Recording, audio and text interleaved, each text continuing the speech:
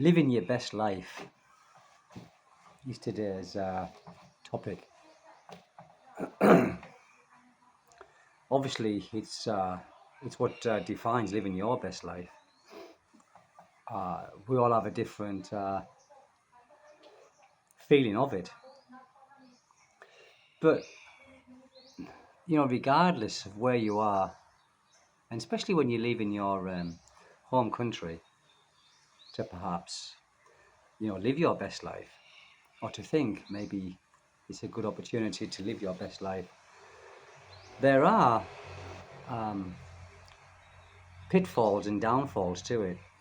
For an example, if you have family that you're leaving behind in your uh, home country and starting a new life in another, then there's always that that absence of the people who you left behind, and it could be your sons, your daughters, if you had a previous relationship or marriage, like I did. There is an absence with that, and also I think the friends that you had in the country where you came from, that the longer you are away, the less contact that you end up having with them. So what started off as good contact with your friends, and you might have been friends for a heck of a long time, that contact gets less and less and less until it's virtually non-existent. But that doesn't stop you living your best life, obviously, but it's just absences in your life. And you do give up a lot to come and try and have a better life somewhere else. Now, I think my definition of living, my best life would be, or is, having the balance of spending time with my family here and perhaps doing the things that I want to do or I would like to do, whether it's on my own or whether it's with my family. And obviously, health is very important. Health. So you have to find that balance, because also when you're here for a long time, that excitement that you had when you first came of new things, you see things that perhaps you wouldn't see in your country, that makes you smile, like you might see carabaos everywhere, with people on them, like the olden days in some faraway countries, carrying coconuts in their little trailers that they have. But once you've been here for a while, that you see it all the time, it becomes irrelevant. And also seeing some of these motorcycle riders with like 6 people on them, and when you first come here, you're like, whoa. But then again, it just becomes normal. So the excitement does wear thin, and or it doesn't wear thin, it just it becomes normality to you. So then possibly boredom could set in. And let's just say, or just assume, that to live your best life in a foreign country and to start a new life, with your new partner perhaps, you've sold everything in your own country, which makes going back very difficult, because to start again in the West, it costs a heck of a lot of money. And it doesn't become such a viable option, or unless, of course, you've got family there where you can stay with them and things like that. But I'm sure you wouldn't want to do that if you've at least made the effort to come out here and you've been out here for a while. The last thing you want to be doing is going back with your tail in between your legs with nothing. So I think you've got to make the best of what you have. And I love it out here, personally. I do. Yeah, there are some things that do annoy me a little bit, but like I say in a lot of videos, I'm just a guest here, and if I don't like it, then I shouldn't be here. I don't like it, or I don't dislike the dislikes enough where it bothers me that much. It just annoys me sometimes, a little bit. Not where I like frustratedly annoyed, but just annoyed where I think, ooh. But that's normal, isn't it? It's like if someone was to come to our country, I'm sure they would have some dislikes or things that take a bit of getting used to. Uh, time here has literally no concept whatsoever. So let's just say you made an arrangement to meet someone at such and such a time, then the chances of those turning up at that particular time is pretty thin. I would be surprised if it happened. It's never happened to me yet after 8 years of being here. Everyone that I've arranged to meet have never been on time, unless it's a fishing tournament. The fishing tournament, they're always there on time because there's a prize at the end of it, so they start on time. And they normally start work on time if they're in your house as well. But times that you meet people outside of work or outside of the office is irrelevant. So yeah, living your best life. To me, it's just a balance, which I didn't really have in the UK. I didn't have that balance where I could, I used to work, I used to commute, and the commute takes a lot of time, especially with the British transport system. The trains were sometimes delayed. Well, I think delayed was quite often, but sometimes they would cancel them, and obviously it took you longer to get home, or took you longer to get to work. But what I used to do, I used to get up at the same time every morning, the same routine. And yes, I know routine is a good thing for many people, and I think that we do need a routine, or I certainly need a routine. But it's the routine that you choose to have, and not that you have to have. I think is the most important part. Back in England, my routine was the same thing every day, and it was Groundhog Day. You were doing the same thing, getting back home at the same time, more or less, if the trains were on time, having your dinner, and it's just existing because you're doing it 5 days a week, and the other 2 days a week, you try and cram as much in as you can because you're back at work on the Monday. Here, it's not like that because most of you are already retired, so you haven't got work to worry about. But if you are retired, then you've still got to be active, because if you stop being active when you're retired, you seem to, I think it brings you to your demise very quickly because you haven't got anything to occupy your mind. So I think if you're out here, there's so many things to do, regardless of what part of the Philippines that you're in. There's so much to do, so many places to go, if you feel that way inclined. I've seen many, well, not many, because I don't really know many foreigners as such, but the ones that I know seem to do the same things every day. They meet on the boulevard and they do what they do, but that's what they like doing, so that brings a bit of joy to their life. It's not for me. My routine is I get up at the same time every day, which is around about 6 o'clock in the morning, and that's my time. My little boy's still asleep, my wife is still sleeping, and I just come and sit out here where I am now, just looking out at where I'm looking out at. And that's my time in the morning for maybe 1 hour. And then my little boy gets up, and of course it's an active time then, And then I do a little bit of work. Then we always go into the village, do a little bit of shopping, because we like to do our shopping daily. My wife likes the fish, so we normally get fresh fish on a daily basis. And that's just nice doing that, because you get out on the bike, we go into the village, and then I'll say, do you fancy going down by the river? Yeah, okay. And then we'll go down by the river. My little boy's playing in there, and if you go there early morning or late in the evening, you can catch the shrimp. My little boy loves that. Couldn't do that in England. So living my best life is just being a boring bastard, I think. If I'm honest, I think the most exciting thing that happens in my life, I think, but this is my choice. It's not because I'm miserable or anything like that. It's just because the small things in life keep me happy. I'm very easily pleased. I'm very, very easily pleased.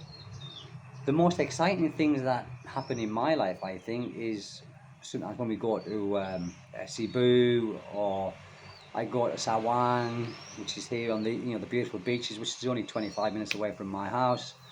I don't even hire a cottage because the people who's got the beach, they are friends. So you can go in the beach house, and sometimes it's like a rest house and stay there overnight. Sometimes camping. My little boy loves it. He loves that. I do as well. Night fishing, because you're already there. Night fishing, and my wife also loves fishing. Her family, she comes from a fisher family, being Subanon or Subanen. Can't quite remember the tribal name. It's either Subanen or Subanon, and that means people of the river. So I mean, all the family, they still live off the river and the ocean as their means of livelihood. So my wife, I think, catching shrimp and crab, she knows a lot more than me of how to do it, and the shells and things like this, which I also love to eat. So some of you guys living your best life would be miles different to mine. You might want to go into bars, or you might want to go to different islands, which we do on the occasion as well. We go to Aliguay and Selinog. We go there on the occasion. Brilliant. And I've got many friends as well there now, because they know me from Dipolog, and you go to the island, which is only an hour and 20 minutes away on a little banker boat, probably doing 3 knots or 4 knots an hour. It's not far. And they just, friend, and they always prepare something for us. But the only downfall of these little islands where I am, there is no electric out there, so they run by generator. And the generator goes off at 10 o'clock of the night time. So, of course, then the place is in darkness. You have the campfires, you have your candles and things like this. Was great. I couldn't live like that full time. Don't get me wrong, I couldn't. But going there for a weekend on the occasion is great for us, and we look forward to it. And the fishing there is phenomenal. Fishing off that island is absolutely great, because there are many reefs on this island that surround the island. There's so many really deep spots there where you've got a chance of catching half decent fish. And going to see my wife's family is, when I was married to my first wife, I used to hate seeing my ex-wife's family. Hated them. They were her father, who's now dead now. I shouldn't speak bad of the dead, but he was like a real male chauvinistic person, from the olden days. Thank God there are only a few of them left now, of these male chauvinistic people. But he was proper like that, and he was like a bully. And because I never used to conform to what he wanted to do, he was, we never got on. So I used to hate it when they used to come and visit us. And when my wife decided to go and visit them, I stopped in the end. I said, "You go," or my ex-wife, "You go. I'll stay here." But seeing my wife's family is different, because they have a different approach. They are nice people, very friendly, always hospitable, and they make you feel that you're welcome, and they're always pleased to actually see you. So for me, again, simplicity. And what's the saying? Simplicity breeds success. And I kind of believe in that. I think the more you complicate your life, the more stress you're going to be under. So me, I've always tried to have a little simple life to a degree, but I think when you're in a prosperous country, like in the West, or a more prosperous country than where I am now. And by the way, the Philippines is a very prosperous country. It's just corrupted, like it's got a lot of gold here, which goes in the wrong hands, I suppose, and the money doesn't get fed back into the economy. It probably gets shipped out the country. But the Philippines is a very, very wealthy country if it was run correctly. But the people who run the country don't want to run it correctly because they will be out of pocket. Money's power. Simple as that. Money is power. But even though I live a very basic life here, I'm much more happier and contented here than I ever was in the UK. Even during my younger years in the UK, I was still not as happy then as what I am now. Um, yeah, we have our ups and downs. Of course, we have our ups and downs, and sometimes I think to myself, "What the hell am I doing here? Why am I doing?" But that's just because of the mood I'm in, or we might have had an argument or something like that.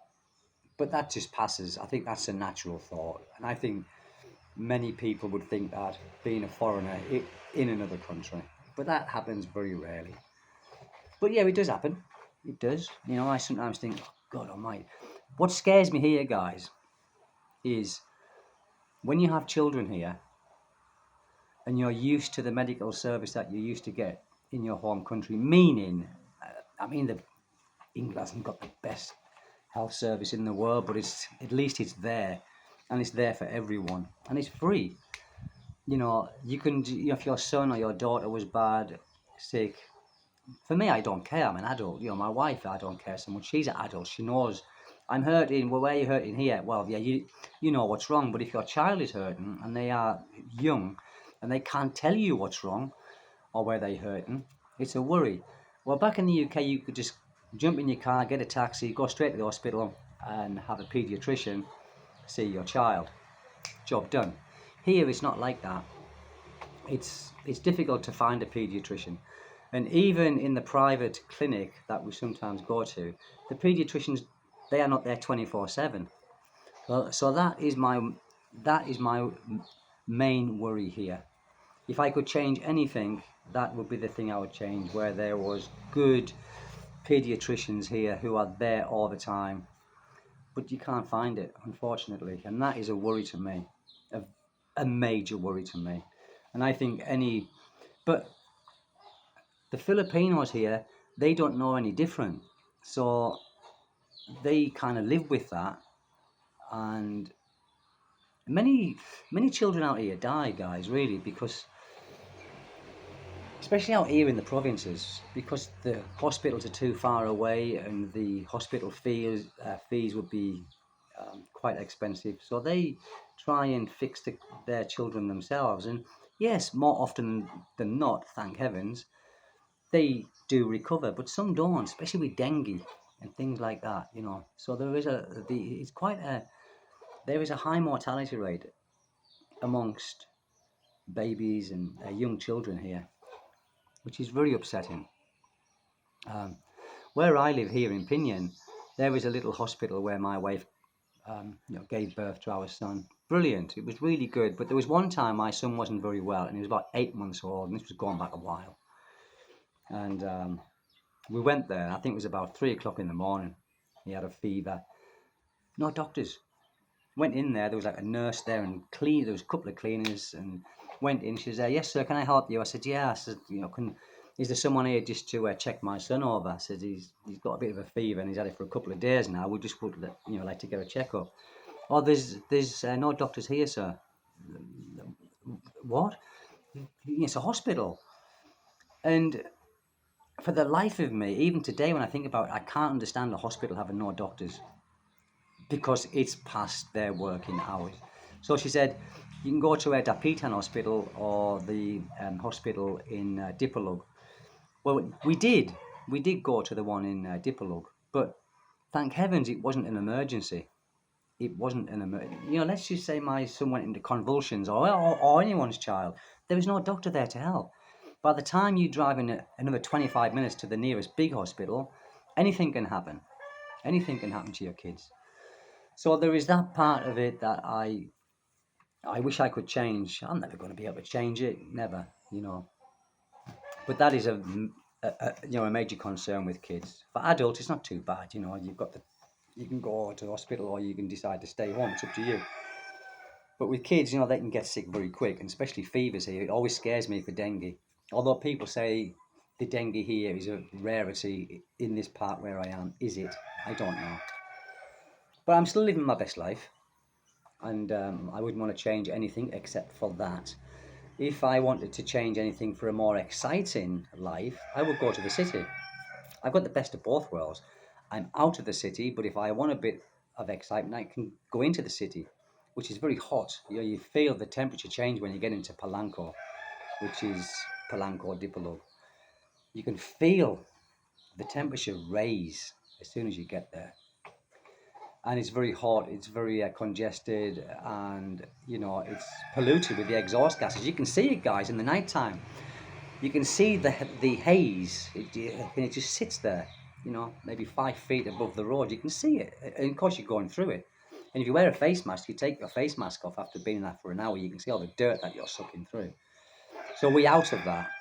But yes, sometimes I do go out there and or to the city with, you know, I made friends there and have a good old drink with them and that, and come back here. And it's nice to come back. But for some of you guys, you know, living your best life, you know, your definition or is totally different to mine. You know, you might want, you know, entertainment and things like that all the time. Well, here you won't get that. You know, there isn't even any restaurants here where I live.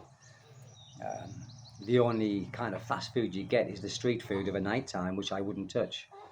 I've done that once too often and suffered. So I don't go for that. So the only place you can go if you want something decent to eat is in the city or cook it yourself. Again, you will not find any Western food where I am here in this little place called Pinion, because the stores are this big. They are little saris. There is a couple of bigger ones, but they are, what do they call them? They're not even mini marts. They are smaller than that. And of course, they just cater for the Filipinos because there's no foreigners here really, where I am. So to get your foreign food, you have to go into the city. But you can get it, or you can get most of what you want. I've heard, you know, some foreigners say you can get all of what you want, but you're obviously in Cebu or, you know, Manila or them places where there is a lot of foreigners living. But here, there's not a lot of foreigners living, so for the stores to stock what you want is not really cost effective for them. But besides all that, I love it here, and I wouldn't change it for the world. But yeah, I do miss, you know, the UK at times, but I don't miss it enough to close shop here and go back. I like it here. But you never know. We never know the future. You don't know whatever happens, do we? That's the beauty of not knowing, I think. But anyway, guys, it's just a quick video on that, really, and I hope you enjoyed it. Give me a thumbs up and things like that, and if you like, you know, subscribe. And God bless you wherever you are, and have a great day. Stay safe, guys.